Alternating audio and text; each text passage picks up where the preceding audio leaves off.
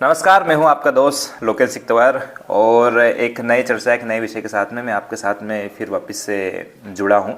दरअसल आपको एक अपडेट देना था जो आपके भविष्य के लिए कहीं ना कहीं हितकर साबित हो सकता है, तो मैं आज आपसे जुड़ा।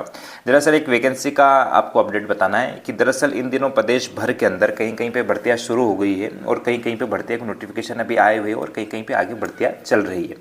ये भर्ती जुड़ी हुई है, जिला न्यायालय से जुड़ी हुई भर्ती है।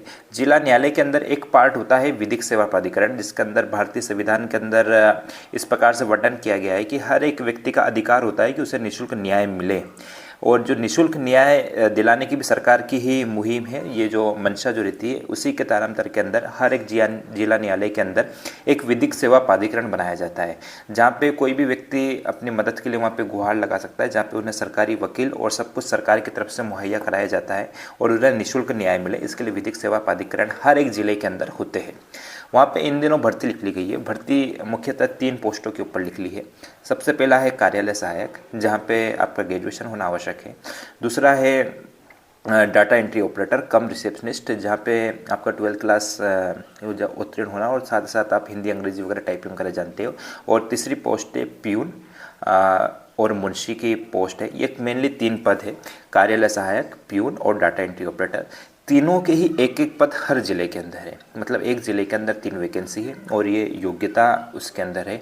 वैकेंसी संविदा के आधार पे है, मतलब 1 साल का अनुबंध के आधार पे ये वैकेंसी होगी। जहाँ पर कार्यालय सहायक के 15,000 रुपये वेतन है, डाटा एंट्री ऑपरेटर का भी 15,000 रुपये वेतन है और जो प्यून है वहाँ पे आपको 10 से 12,000 रुपये वहाँ पे मिलेगी। चूँकि संविदा के आधार पे है, इसके लिए कोई भी लिखित परीक्षा यहाँ पे होनी नहीं है। आपका इंटरव्यू होगा और इंटरव्यू के माध्यम से आपको सिलेक्ट कर लिया जाएगा। अब किस प्रकार से आवेदन करना है, देखिए मैं जिस प्रकार से आपको बता चुका हूँ कि कहीं कहीं जिलों के अंदर ही भर्ती शुरू हो गई है और कहीं पे इंटरव्यू की प्रोसेस भी चल रही है और कहीं कहीं पे अभी आवेदन हो रहा है।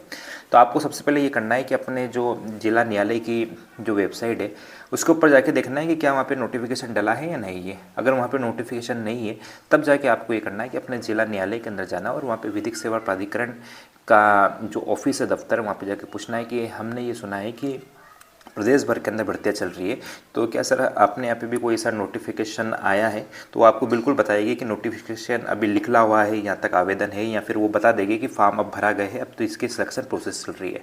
तो ये प्रयास है जो आप करके एक रोजगार की ओर आगे बढ़ सकते हैं। देखिए दोस्तों, कई बार हम ये सोचते हैं कि हम दफ्तर तक ना जाए, दफ्तर के माध्यम से हमें नौकरी की सूचना मिले, लेकिन ये बहुत ही गलत चीज़ होती है।